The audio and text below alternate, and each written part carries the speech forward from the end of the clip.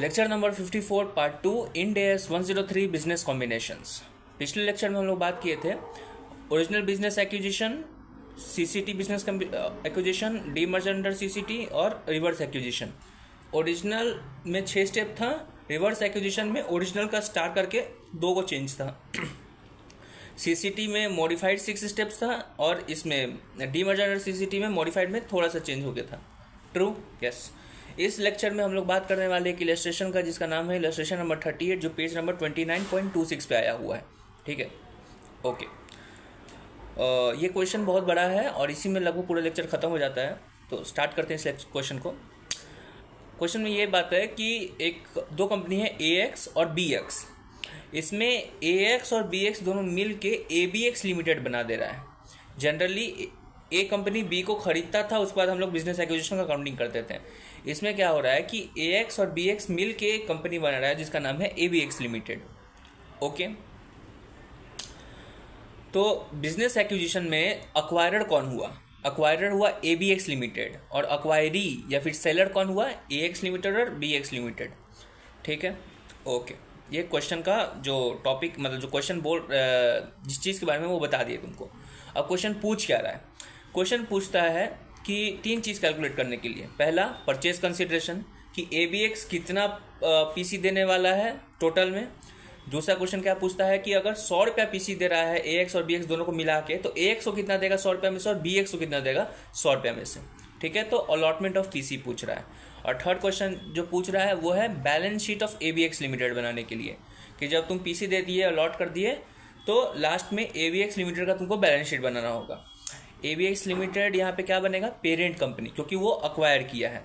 तो वो parent company क्या बनाता है? CFS। तो हमको CFS में बैलेंस शीट बनाना है ABX लिमिटेड का। ठीक है, तो ये 3 क्वेश्चन है। PC calculation, allotment of PC और उसके बाद ABX लिमिटेड का बैलेंस शीट, 3 चीज़। ठीक है, ये कैलकुलेट करना है, लेकिन इसमें इसको कैलकुलेट करना है दो चीज़ को दिमाग में रख के। पहला चीज़, ये तीनों चीज़ ऐसे कैलकुलेट करो, ये अज्यूम करके कि ये जो क्वेश्चन है वो CCT का क्वेश्चन है, डेट इज़ कॉमन ट्रांजैक्शन का क्वेश्चन है, तब ये 3 चीज़ कैलकुलेट करो। ठीक है। दूसरा क्या बोलता है कि तुम ये अज्यूम करके चलो कि ये रिवर्स एक्विजिशन है, और रिवर्स एक्विजिशन समझ के तब जाके ये 3 चीज़ जो था PC और ये सब का, वो तुम कैलकुलेट करो। ठीक है, तो पहला जो केस है कि हम लोग उसको CCT समझ के चल रहे हैं, तो और उसके बाद हमको 3 चीज़ कैलकुलेट करना है, तो वैसे क्वेश्चन बनाते हैं। इसको कहेंगे हम लोग सिचुएशन है। ठीक है, तो क्वेश्चन बनाने से पहले एक बार क्वेश्चन पढ़ लूँ। ठीक है, AX and BX limited amalgamated on 1 January 2012 a new company ABX limited, जो बना acquirer purchaser with shares of ₹10 each was form to take over the business of existing company. ठीक है, ओके। AX और BX का balance sheet दिया हुआ है और उसके बाद आगे एक नोट्स टू अकाउंट दिया हुआ है। ABX लिमिटेड जो परचेजर कंपनी है, इशू कर रहा है requisite number of shares to discharge the claims of equity shareholder of the transferor company, to discharge the claim of shareholders of the seller company। Generally हम लोग question सीधा बोलता था कि 10,000 equity share as purchase consideration दे रहा है, या 20,000 का इक्विटी शेयर का एज परचेज कंसिडरेशन दे रहा है, लेकिन इसमें कितना नंबर ऑफ शेयर्स इशू कर रहा है, कितना का इशू कर रहा है, वो कुछ नहीं लिखा हुआ है। सीधा लिख दिया है कि ABX limited issued requisite number of shares to discharge the claims of equity share holder of the transferor companies. सिर्फ इस चीज़ को पता करने के लिए, यहाँ पे तो हमको नहीं पता चला कि कितना शेयर इशू किया है, इसी के लिए वहाँ पे बोला है कि परचेज कंसिडरेशन कैलकुलेट करके दो। ठीक है, ओके।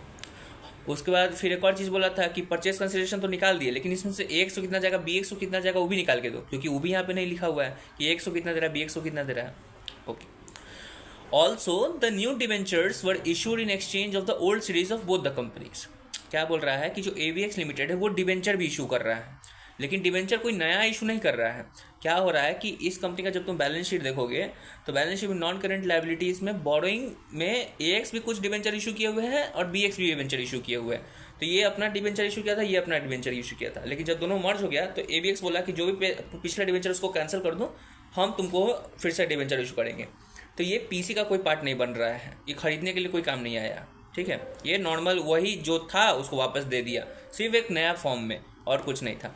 PC सिर्फ यहाँ पे क्या था, शेयर्स वाला को लेके। ठीक है, prepare a note showing PC, discharge thereof and draft the balance sheet of ABX limited. 3 चीज़ पूछा, PC, डिस्चार्ज देयरऑफ मतलब कि अलॉटमेंट कैसे करना है पीसी का, और balance sheet of ABX limited. Assuming both entities are under CCT, assuming BX is a larger entity and management will take control of the entity. तो ये रिवर्स एक्विजिशन, ठीक है। तो पहला केस हम लोग सोच के बनाते हैं कि ये अगर सीसीटी होता तो हम लोग क्या करते हैं।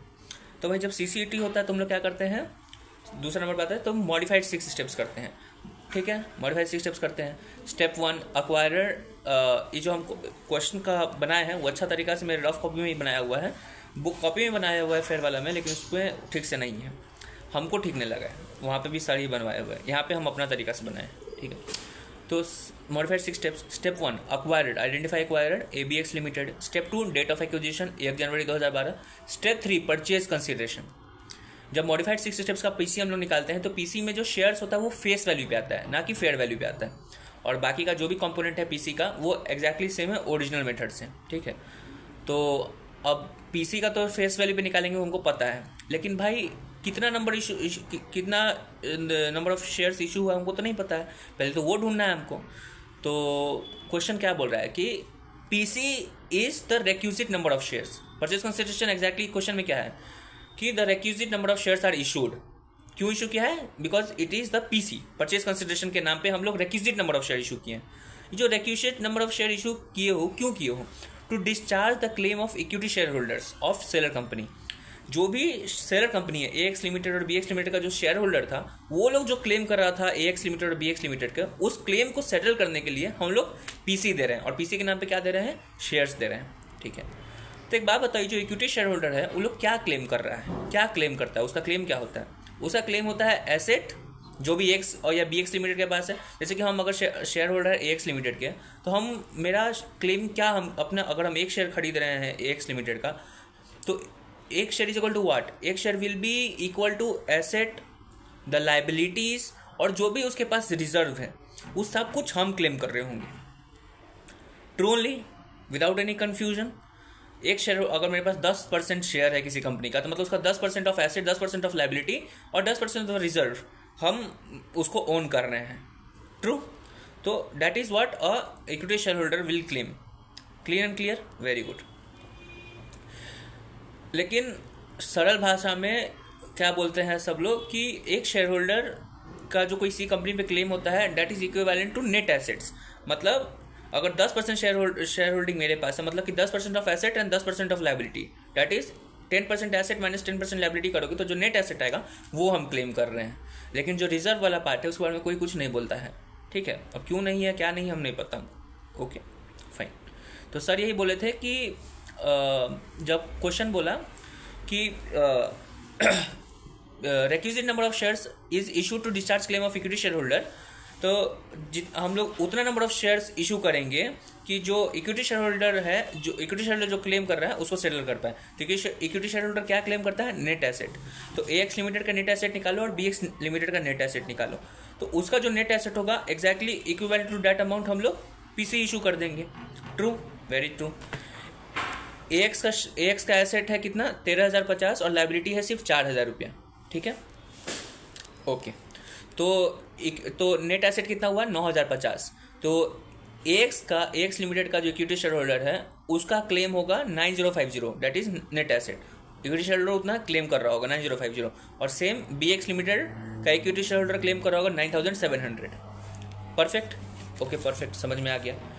तो एज पर नॉर्मल अंडरस्टैंडिंग हम लोगों को जो इक्विटी शेयर होल्डर है उसका क्लेम होना चाहिए था 9050 और 9,700, तो टोटल में 18,750 रुपीज़ का क्लेम देना चाहिए, क्लेम है, इसलिए 18,750 का पीसी भी देना चाहिए था कंपनी को।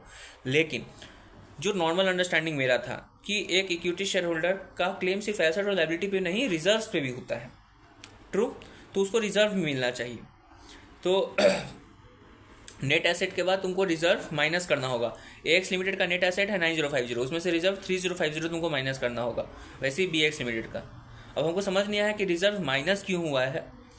अगर हम इक्विटी शेयर होल्डर है और मेरा क्लेम एसेट लायबिलिटी और रिजर्व पे है, तो एसेट भी लेंगे लायबिलिटी भी लेंगे, दैट इज नेट एसेट लेंगे प्लस रिजर्व लेंगे। तो नेट एसेट 100 रुपया है, लायबिलिटी और रिजर्व 10 रुपया, तो हमको 110 मिलना चाहिए। लेकिन सर इसमें क्या बुलवाए हैं कि 100 रुपये का नेट एसेट माइनस 10 रुपया, हमको 90 रुपया मिलेगा। I don't know how, question ऐसी बनता है। तो तो इक्विटी शेयर होल्डर का क्लेम हो जाएगा आफ्टर कंसिडरिंग रिजर्व 6,000 रुपया और 7,000 रुपया। ठीक है, समझ में आ गया। तो 13,000 रुपया का कंसिडरेशन देना पड़ेगा ABX लिमिटेड को। किसको किसको? AX को और BX को। परफेक्ट, एकदम परफेक्ट, समझ में आ गया। फाइन, एक मिनट। तो ये बात समझ में आ गया कि ABX लिमिटेड को टोटल में 13,000 रुपया का शेयर इशू करना है, 13,000 का शेयर इशू करना है, क्योंकि 6,000 AX का है, BX का 7,000 रुपया है। ओके ओके, तो हमको ये पता चल गया कि टोटल परचेज कंसिडरेशन कितना देना है, 13,000। चलो, दिमाग में क्लियर हो गया, परफेक्ट। अब आगे स्टेप 4 पे चलते हैं। स्टेप 4 क्या है? स्टेप 4 क्या बोलता है हमारा मॉडिफाइड 6 स्टेप्स का? स्टेप 4 है INA, लेकिन यहाँ पे जो INA होगा वो होगा फेस वैल्यू पे, ना कि फेयर वैल्यू पे। ठीक है, और हम लोग इसमें रिजर्व भी कंसीडर करते हैं, क्योंकि ये मॉडिफाइड 6 स्टेप्स है। जितना एसेट और लायबिलिटी है सबका तुम क्या फेयर वैल्यू ले लो। इसमें फेयर वैल्यू नहीं दिया हुआ है, सॉरी फेयर वैल्यू बोल रहे हैं, फेस वैल्यू लेना होता है। तो मॉडिफाइड 6 स्टेप्स है, तो फेस वैल्यू जो है PPE का और उसका तो सब ले लो, और रिजर्व भी तुमको कंसीडर करना होगा। तो सब कुछ जब कंसीडर कर दोगे तो INA 13,000 निकलेगा।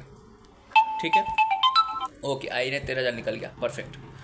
अब स्टेप 5 पे आते हैं। स्टेप 5 क्या बोलता है? NCI। ये मॉडिफाइड 6 स्टेप्स है, तो इसमें NCI नहीं होता है, तो NCI नहीं कैलकुलेट कर रहे। स्टेप 6 में ओरिजिनल 6 स्टेप्स में स्टेप नंबर 6 में हम लोग ढूंढते थे गुडविल या फिर GBP, लेकिन ये मॉडिफाइड है, इसलिए हम लोग इसमें ढूंढेंगे स्टेप 6 में कैपिटल रिजर्व। कैपिटल रिजर्व ढूंढने का फॉर्मूला क्या होता है? पिछला ही लेक्चर में बताए थे, या फिर उससे पहले वाला में, PC माइनस INA, बस। ठीक है, और जो रिजर्व का अगर तुम्हारे दिमाग में बात आ रहा है तो भाई बताए कि पहले ही बता दिए थे कि INA में हम लोग रिजर्व कंसिडर कर चुके हैं, तो फिर से रिजर्व को माइनस करने का कोई लॉजिक नहीं बनता है। तो PC 13,000 था, INA 13,000 है, तो हमारा कैपिटल रिजर्व 0 है। ओके, समझ में आ गया। ये 6 स्टेप करने के बाद मेरा क्वेश्चन का सिर्फ एक पार्ट का आंसर आया, डेट इज PC कितना होगा? 13,000 रुपया। जो सेकेंड पार्ट था कि भाई कितना PC में से कितना % अलॉट करेंगे AX को और BX को, वो हमको नहीं पता चला। भाई कैसे नहीं पता चला? अभी तुम निकाला था 6,000 और 7,000 स्टेप 3 में, तो वही तो अलॉटमेंट हुआ। नहीं भाई, वो अलॉटमेंट नहीं हुआ। क्यों नहीं हुआ? वो ऑन जनरल बेसिस 6,000 और 7,000 ही अलॉटमेंट होना चाहिए था, लेकिन ICI वैसे अलॉट नहीं किया। ICI क्या अलॉट कर रहा है? नेट एसेट के बेसिस पे, कि AX का नेट एसेट 9,050 और BX का नेट एसेट 9,700 है। तो जो 13,000 है उसका जो हम लोग अलॉटमेंट करेंगे, date will be on the proportion of net asset of the companies. तो AX को 9050 अपॉन 18,750 का प्रोपोर्शन इंटू 13,000 मिलेगा, और वैसे ही BX लिमिटेड को, समझे? तो AX को मिलेगा 6275 का शेयर्स और BX को मिलेगा 6725 का शेयर्स। क्वेश्चन ऐसे ही होना चाहिए था कि इक्विटी शेयर होल्डर को 9,050 और 9,700, डेट इज 18,750 का हमको परचेज कंसिडरेशन देना चाहिए था। लेकिन उस टाइम लोग क्या किया कि रिजर्व माइनस कर दिया। क्यों किया उसका कोई लॉजिक नहीं पता है हमको। 18,750 का PC करना चाहिए था, because that is what the equity share holder claims. Equity share holder क्या क्लेम करता है? नेट एसेट, और नेट एसेट 18,750, तो उतना PC देना चाहिए था, लेकिन उतना PC ना दे के लोग 13,000 दे रहा है। ठीक है, लेकिन जब बात हो रहा है अलॉटमेंट का कि कितना PC में से कितना अलॉट करेंगे, वो अलॉट कर रहे हैं हम लोग नेट एसेट पे। आई डोंट नो भाई। ठीक है, ओके, आ गया समझ में। तो 2 पार्ट ऑफ क्वेश्चन बन गया, PC, और तुम्हारा दूसरा पार्ट ऑफ क्वेश्चन था अलॉटमेंट ऑफ PC। तीसरा था कि हमको बैलेंस शीट बनाना है ABX लिमिटेड का। ओके, ठीक है, बना देंगे ABX लिमिटेड का बैलेंस शीट हम लोग। तो जब बैलेंस शीट बनाओगे तो याद करो 8 स्टेप जो था हमारा, कि जो बायर है उसका सब कुछ कैरिंग अमाउंट पे, जो सेलर है उसका सब कुछ फेयर वैल्यू पे। लेकिन ये INA ये तो हमारा मॉडिफाइड 6 स्टेप्स है, तो जो हमारा सेलर का सामान सब आएगा वो सब फेस वैल्यू पे आएगा। स्टेप 3 में हम लोग बिजनेस एक्विजिशन की वजह से जो भी गुडविल GBP या SBP आ रहा था उसको काउंट करते थे। तो इसमें कैपिटल रिजर्व है, तो कैपिटल रिजर्व हम लोग अकाउंट करेंगे। फिर उसका डेफर टैक्स लायबिलिटी वो सब, फिर NCI वो सब। इसमें NCI आएगा नहीं तो LCI नहीं लेंगे। फिर 8th नंबर पे हम लोग पूरा क्वेश्चन पढ़ के देखते थे कि कौन छूट गया है वो, तो वैसे करके पूरा बैलेंस शीट तुम्हारा बन जाएगा। इसमें तुम एक चीज़ भूल सकता है कि कैपिटल रिजर्व, जब कैपिटल रिजर्व तुमको बोले थे कि थर्ड स्टेप पे आता है कि ड्यू टू बिजनेस एक्विजिशन क्या हो रहा है, तो उसमें कैपिटल रिजर्व का तुम अति कर सकते हो अगर याद रहा तो। नहीं याद रहा तो कोई बात नहीं है, लेकिन जब तुम कैपिटल रिजर्व जब लिखने जाओगे तो उसमें तुमको आंसर मिलेगा 0, क्योंकि देखो स्टेप 6 में तुम कैपिटल रिजर्व कितना निकाले हो, 0 निकाले हो, तो तुम्हारा आंसर 0 ही आएगा। आ गया समझ में? और तुम्हारा ऐसे करके क्वेश्चन पूरा बन जाएगा। परफेक्ट, एकदम परफेक्ट। लेकिन एक और बात तुमको बोले थे पिछले लेक्चर में कि जब तुम बैलेंस शीट बनाने वाले होते हो तो उससे जस्ट पहले एक बार जर्नल एंट्री बना दो, ठीक है? तो जब जर्नल एंट्री बनाओगे तो हम जर्नल एंट्री किसके बुक्स में बनेगा? जो बुक्स में बैलेंस शीट बन रहा है। बैलेंस शीट किसके बुक्स में बन रहा है? जो खरीदा है, जो परचेजर है। तो यहाँ पे परचेजर कौन है? ABX limited. सेलर कौन है? AX लिमिटेड और BX लिमिटेड। तो हम जनरली एक कंपनी दूसरे कंपनी खरीदता था तो सीधा एक कंपनी हम लोग अकाउंटिंग कर लेते कि मेरे पास इतना एसेट आया, इतना IN account debit to PC to आगे का जो भी है अकॉर्डिंग टू दैट। लेकिन यहाँ पे हम लोग एक कंपनी को नहीं, दो कंपनी को खरीद रहे हैं, तो 2 बार जर्नल एंट्री देंगे, एक बार इस कंपनी को खरीदने के लिए, एक बार इस कंपनी को खरीदने के लिए। तो जब AX को खरीद रहे हैं तो उसका एंट्री, जब खरीदने का एंट्री क्या होता है हम लोग का बिजनेस एक्विजिशन का? INA to PC। लेकिन जहाँ पे INA को हमको ठीक से लिखना है तो asset account debit to liability to PC करना होगा। तो ऐसे यहाँ पे asset account debit to liability करना है और टू PC। जब ये सब कर दोगे तब तुमको एक और चीज़ याद आएगा कि भाई तुमको बोले थे ना कि INA टू PC, उसके बाद जो भी चलेगा वो अकॉर्डिंग टू जो भी काम कर रहे हो। तो ये क्वेश्चन था किस चीज़ का? CCT का। तो इसमें रिजर्व भी लेते हैं हम लोग। तो INA में भले ही रिजर्व कंसिडर्ड है, लेकिन INA में रिजर्व कंसिडर्ड होता है तो हम लोग INA टू PC कर देंगे, तुमको रिजर्व करने का जरूरत नहीं पड़ता। कब? जब हम लोग INA यूज़ कर रहे थे। लेकिन इस क्वेश्चन में सर एंट्री कैसे दिए? Asset to liability to PC। तो एसेट लायबिलिटी को एक साथ करके INA नहीं दिखाया होगा, इसलिए ये जो रिजर्व है उसमें INA में नहीं कंसिडर था। तो asset to liability to PC to reserve. Okay, जो भी डिफरेंस आएगा वो कैपिटल रिजर्व में जाएगा। वैसे AX का और BX का तुम बना दोगे तो तुम्हारा क्वेश्चन बन जाएगा। ओके, आगे समझ में। तो ये जो पहला सिचुएशन था कि अगर CCT का क्वेश्चन है तब तुम 3 कैलकुलेट करके दे दो, ठीक है? तो हम लोग वो कैलकुलेट करके दे दिए। अब क्वेश्चन आता है दूसरा सिचुएशन में कि assuming BX Limited is a larger entity and their management will take control of entity ABX Limited. AX और BX मिल के ABX बना रहा है, लेकिन ये जो क्या उसको कहते हैं BX Limited है वो बड़ा एंटिटी है और ABX Limited का कंट्रोल भी BX Limited करेगा। तो भाई ये बिजनेस एक्विजिशन है तो, लेकिन इसमें AX या BX मिल के इसमें AX और BX को नहीं खरीद रहा है, इसमें BX AX को खरीद रहा है। क्या बोला भाई? फिर से बोल। ABX AX और BX को खरीद रहा है, ट्रू, इसी बोलने के लिए। लेकिन एक्चुअल में क्या हो रहा था कि AX और BX मिल रहा था, तब जाके ABX बन रहा था। परफेक्ट। लेकिन अगर BX लिमिटेड यहाँ पे आए और AX आए और BX इसको संभालने लगे, भले ही नाम ABX का होगा लेकिन BX संभालने लगेगा पूरा ABX को, तो एक्चुअल में मीनिंग क्या है भाई? ABX है क्या? AX और BX, और BX अगर बड़ा है तो BX ABX को संभाल रहा है या फिर BX AX को संभाल रहा है? कौन ज़्यादा रेलेवेंट है? रेलेवेंट इज BX AX को संभाल रहा है। नाम क्या है कि ABX AX और BX को खरीदा है और ABX कंट्रोल करेगा, लेकिन एक्चुअल में BX ABX को कंट्रोल करने वाला, और ABX में BX के अलावा है कौन? सिर्फ AX है। तो एक्चुअल में BX AX को खरीद रहा है। दिस इज रिवर्स एक्विजिशन, समझे? और जब भी रिवर्स एक्विजिशन होता है तो हम लोग क्या करते हैं, ओरिजिनल 6 स्टेप्स में 2 को चेंज आके हम लोग वैसा अकाउंटिंग कर देते हैं। Perfect, very good. तो हम लोग वैसा अकाउंटिंग करेंगे। फाइन। स्टेप वन में आइडेंटिफाइंग द अक्वायर्ड। ये रिवर्स एक्विजिशन का क्वेश्चन है तो 2 को अक्वायर्ड ढूंढना होता है, एक लीगल अक्वायर्ड, एक अकाउंटिंग अक्वायर्ड। लीगल अक्वायर्ड कौन है? ABX limited. अकाउंटिंग अक्वायर्ड कौन है? BX limited. तो हम लोग सब कुछ अकाउंटिंग किसके बुक्स में करते हैं? जो अकाउंटिंग अक्वायर्ड है, BX लिमिटेड, ठीक है। Step 2 date of acquisition 1 January 12। स्टेप 3 अकाउंटिंग PC। ओरिजिनल में PC ढूंढते थे हम लोग, लेकिन जब रिवर्स एक्विजिशन है तो स्टेप 3 में अकाउंटिंग PC ढूंढते हैं। अकाउंटिंग PC में 3 स्टेप होता है। पहला स्टेप याद होगा कि हमको कितना total number of share issue कर देना चाहिए, if as in the accounting acquired is the owner. तो उसके पास टोटल कितना शेयर इशू करना चाहिए कि उसमें वो अपना परसेंट जो था उसका, जिससे कंट्रोल संभाल सके, वो सस्टेन कर पाए। पहला स्टेप। दूसरा स्टेप में हम लोग ढूंढते थे कि कितना नंबर ऑफ नया इक्विटी शेयर इशू करना होगा कि हम इतना total number of equity share issue कर पाएँ, और ये अमाउंट, इतना नंबर ऑफ शेयर्स और इसमें अमाउंट ऑफ शेयर्स ढूंढना होता है। ट्रू।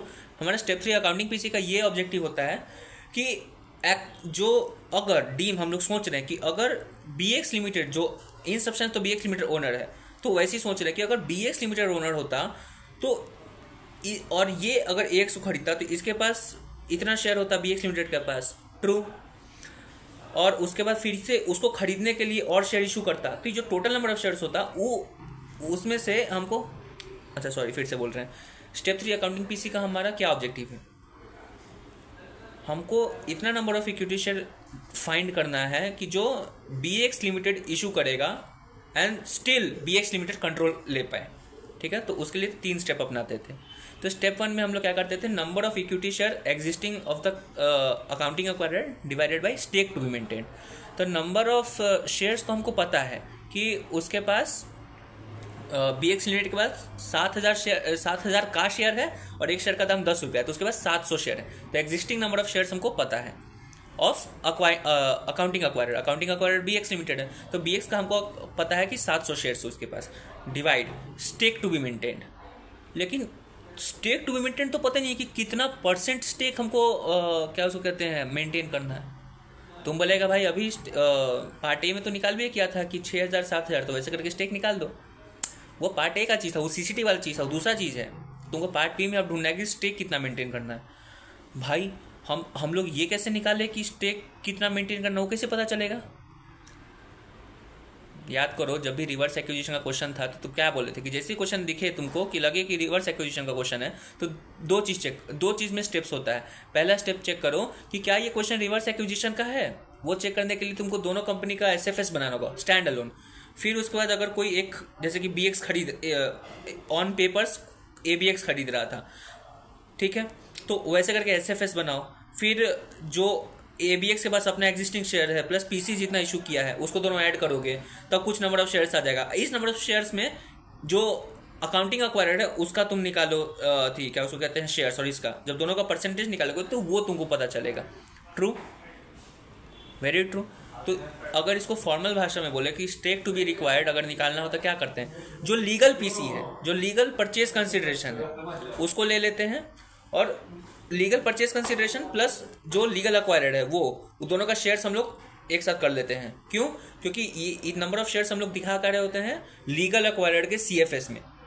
लीगल एक्वायर्ड अगर नॉर्मल एग्जांपल में अगर AX होता तो AX BX को खरीद रहा होता तो AX क्या करता कि अपने CFS में एक तो अपना एग्जिस्टिंग नंबर ऑफ शेयर्स लिखता ही प्लस जितना शेयर इशू किया है फॉर एक्वायरिंग BX लिमिटेड वो भी लिखता, तो टोटल नंबर ऑफ शेयर्स आ जाता। और इसमें से हम लोग फिर चेक करते हैं कि BX कितना ओन कर रहा है, भले ही इशू ये किया है लेकिन ओन कौन कर रहा है, BX में से इतना नंबर ऑफ शेयर्स कर रहा है, AX इतना नंबर ऑफ शेयर्स इशू कर रहा है। तब हम लोग देखते थे कि एक्चुअल में ओनर कौन है, समझे।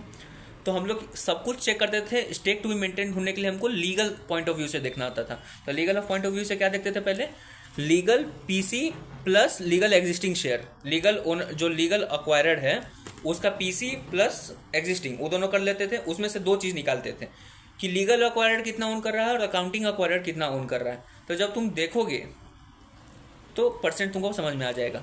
तो यहाँ पे हमारा जब तुम चेक करने जाओगे कि अब हमको इसको ढूंढने के लिए 3 चीज़ चाहिए। एक तो जो लीगल एक्वायर्ड है वो कितना पीसी दे रहा है, उसके पास कितना नंबर ऑफ शेयर्स है वो, और उसके बाद स्टेक टू मेंटेन तो हम लोग ढूंढ लेंगे। तो बोलोगे कि भाई लीगल एक्वायर्ड तो ABX लिमिटेड है और उसके पास तो अपना एग्जिस्टिंग शेयर्स ही नहीं है कुछ, तो वो अब कहाँ से निकाले। लीगल एक्वायर्ड तो ABX लिमिटेड है ना, हम तो अभी सिर्फ एग्जाम्पल देने के लिए AX लिमिटेड समझाए थे, लेकिन लीगल एक्वायर्ड तो ABX लिमिटेड है, उसके पास एग्जिस्टिंग नंबर ऑफ शेयर्स 0 है, जो है सब PC है। और PC कितना है, PC अभी तुम निकाला था कितना, PC तुम निकाला था 13,000 रुपया, तो तुम PC 13,000 रुपया ले लो, तो 0 + 13,000 तो 13,000 का शेयर्स है ABX लिमिटेड के पास। अरे नहीं भाई, 13,000 जो था वो केस A के लिए था PC, हम लोग अब केस B में अकाउंटिंग PC सब कुछ का बात कर रहे हैं। यहाँ पे PC टोटल अलग है, वो क्वेश्चन अलग था, ये क्वेश्चन अलग है। तो यहाँ पे 13,000 फिर से मत ले लेना, काट दो उसको। ए भाई वहाँ पे उतना मुश्किल से 13,000 निकाल लेते हैं नेट एसेट निकाल के ये करके, और फिर तुम हम PC कहाँ से निकाल लें, जो एडजस्टेड PC है वही ले क्या। तो एडजस्टेड PC तो अभी निकला कहाँ है, कंफ्यूज हो जाएगा तुम बेमतलब का। तो PC जो होगा वो कहाँ से ले, अब हम कुछ नहीं भाई, नॉर्मल चीज़ है। क्वेश्चन क्या बोला था कि requisite number of shares issue कर रहे हैं टू, क्या उसको कहते हैं, requisite number of share issue कर रहे हैं to settle the claim of share holders, ठीक है। जब तुम देखोगे क्वेश्चन B का तो उसमें तुमको एक नीचे टेबल दिया हुआ है PPE, इन्वेंट्री और फेयर वैल्यू ऑफ बिजनेस। कोई भी कंपनी को खरीदेंगे तो उसका पेमेंट कितना देंगे, जो भी उसका फेयर वैल्यू है। तो यहाँ पे 11,000 और 14,000 दिया हुआ है, तो हम लोग ए एक्स लिमिटेड को 11,000 में खरीदेंगे और बी एक्स लिमिटेड को 14,000 में खरीदेंगे। तो हमारा पीसी कितना हो जाएगा, 25,000 रुपया। आया बात समझ में? क्लियर? समझ में आ गया? तो यहाँ का जो हमारा पीसी होगा और वो हो जाएगा 25,000 रुपया। तो जो एबीएक्स लिमिटेड इशू कितना कर रहा है, 25,000, लेकिन उसके पास पहले से कितना था, 0, तो टोटल उसके पास शेयर्स कितना है, 25,000 का। लेकिन 25,000 में से ए एक्स कितना कितना ओन कर रहा है, 11,000, और बी एक्स कितना कर रहा है, 14,000। तो अकाउंटिंग एक्वायरर कौन हुआ, जिसके पास ज़्यादा शेयर्स है, 56%, तो बी एक्स लिमिटेड। तो B X limited accounting acquirer है, उसके पास स्टेक टू मेंटेन कितना है, 56%। तो अब अकाउंटिंग पीसी तुम निकाल सकते हो। तो स्टेप 1 में 700 शेयर था डिवाइडेड बाय 56%, तो तुम्हारा जाएगा 550 शेयर। ठीक है, सॉरी 1250 शेयर आ जाएगा। ठीक है, स्टेप 2 में 1250 शेयर बी एक्स का टोटल होना चाहिए था after acquisition and after issue of PC. तो इसको इशू कितना करना हुआ, तो पहले इसके पास 700 था और टोटल 1250 इसको आफ्टर कर देना चाहिए। तो इसके पास टोटल कितना इशू करेगा, अब 550। सेकेंड पॉइंट में निकाल दोगे। थर्ड पॉइंट में जो 550 है उसका तुमको वैल्यू निकालना है कि कितना का इशू शेयर इशू कर रहा है। तो भाई 10 रुपया का है बी एक्स लिमिटेड का, तो 550 इंटू 10 कर दो, तो हो जाएगा 5,500 रुपया। तो वो तुम्हारा अकाउंटिंग पीसी बन जाएगा।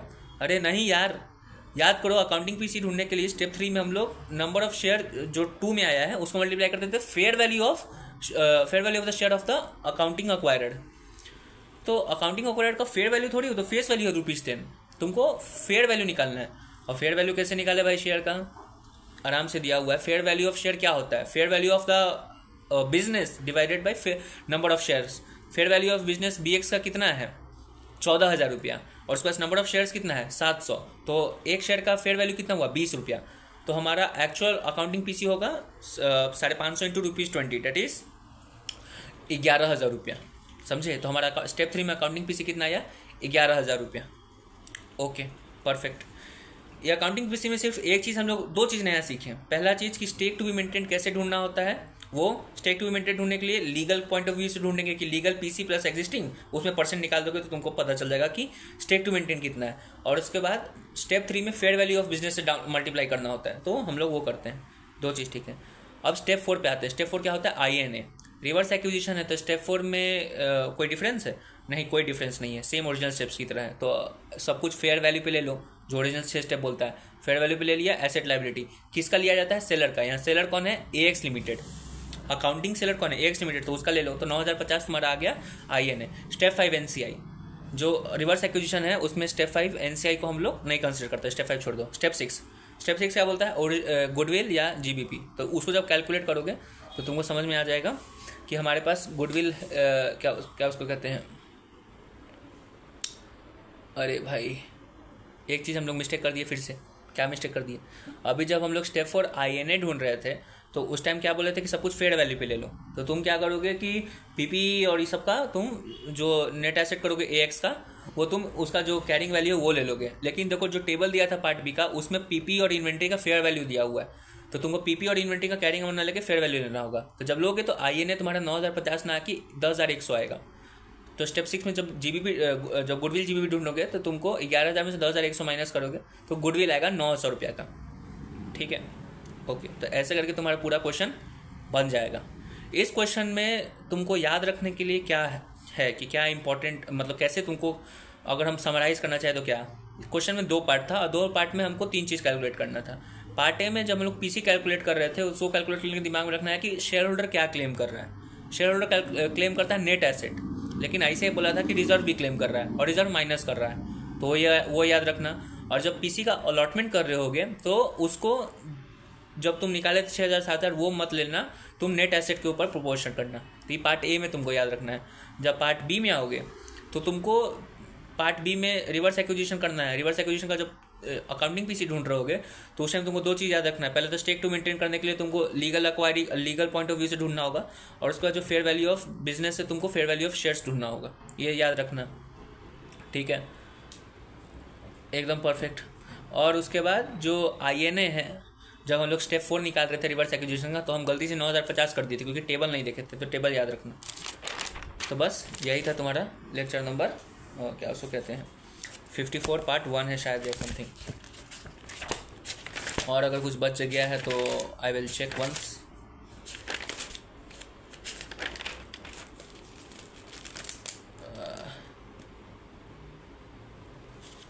नहीं, कुछ नहीं बचा। हाँ, अभी तो हम लोग निकाले number of shares to issue. Okay, मतलब परचेज कंसिडरेशन रिवर्स एक्विजिशन का निकाल दिया कि परचेज कंसिडरेशन हमारा 11,000 है। नंबर ऑफ शेयर्स इशू कितना करना होगा 11,000 में से, जो प्रोपोर्शन कर दो 11,000 और 14,000 का प्रोपोर्शन करोगे तो तुमको समझ में आ जाएगा कि उतना नंबर ऑफ शेयर्स इशू करना है। फिर उसके बाद हमको balance sheet of ABX limited बनाना है। तो उसी बेसिस पे तुम बैलेंस शीट बना देना 8 स्टेप पे। जो बायर है उसका कैरिंग अमाउंट, तो यहाँ पे बायर कौन है, BX लिमिटेड, उसका सब कुछ देखो कैरिंग अमाउंट पे लिखा हुआ है। बैलेंस शीट देखोगे तो कैरिंग अमाउंट लिखा हुआ है। परफेक्ट। ओके, और एक और बात, सबसे बैलेंस शीट बनाने से पहले ये रिवर्स एक्विजिशन क्वेश्चन है। रिवर्स एक्विजिशन हम लोग सब कुछ अकाउंटिंग अक्वायर्ड की तरफ से देखते हैं। अकाउंटिंग और अक्वायर्ड BX लिमिटेड है, ठीक है। तो सब कुछ देखो ऊपर लिखा होगा POV point of view BX limited, ठीक है। तो BX लिमिटेड अकाउंटिंग अक्वायर्ड है तो उसकी तरफ से बना रहे हैं। तो अकाउंटिंग जो सेल बायर है उसका कैरिंग अमाउंट पे, तो सब कुछ कैरिंग अमाउंट। सेलर है उसका सब कुछ फेयर वैल्यू पे, तो देखो सब कुछ उसका फेयर वैल्यू पे आएगा। अगर गुडविल GBP है तो उसका कंसिडरेशन करेंगे, तो देखो गुडविल का कंसिडरेशन किए हैं। NCI है तो उसका करेंगे, NCI था ही नहीं क्योंकि ये रिवर्स एक्विजिशन है। उसके बाद हम लोग देखते हैं डेफर्ड कंसिडरेशन, डेफर्ड टैक्स, वो सब उसमें कुछ नहीं था, ठीक है। फिर उसके बाद हम लोग देखते हैं कि जो क्या सो कहते हैं इक्विटी, जो नंबर ऑफ इशू किया है इक्विटी शेयर्स SPC, तो उसका फेस वैल्यू और उसका SPR जाएगा। फेस वैल्यू जाएगा इक्विटी शेयर कैपिटल में और SPR जाएगा तुम्हारा अदर इक्विटी में, तो वो सब जाएगा। और उसका जो बच जाएगा वो करना है। तो इसमें जब तुम जाओगे इक्विटी शेयर वाला में, तो PC सिर्फ फेस वैल्यू पे इशू हुआ है, ठीक है। इसमें कोई SPR नहीं था, तो SPR करने का कोई जरूरत नहीं है, अदरवाइज तुम्हारा क्वेश्चन बन जाएगा। और लास्ट में जैसे कि सब कुछ अकाउंटिंग अक्वायर्ड की तरफ से जाएगा, लेकिन बैलेंस शीट जब बनाओगे तो दो चीज़ का याद रखना है कि नाम होगा जो लीगल अक्वायर्ड है उसका, और नोट्स टू अकाउंट में लीगल अक्वायर्ड का नंबर ऑफ शेयर्स इशू करना लिखना होगा, डिस्क्लोज, बस यही था। Okay, bye bye.